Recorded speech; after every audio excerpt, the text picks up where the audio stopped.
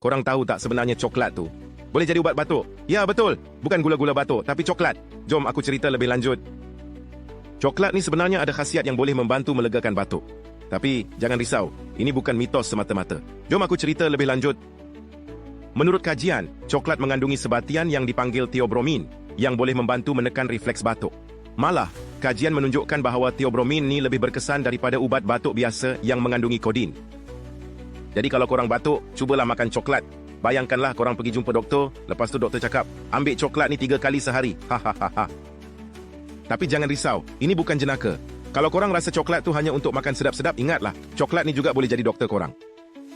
Tapi jangan makan terlalu banyak, nanti batuk dah hilang, gigi pula yang rosak. Jadi apa yang kita boleh belajar dari fakta ni? Kadang-kadang, ubat yang kita perlukan tu ada di sekeliling kita, cuma kita tak sedar je. Jadi, janganlah terlalu bergantung pada ubat-ubatan kimia, cubalah cari alternatif semula jadi.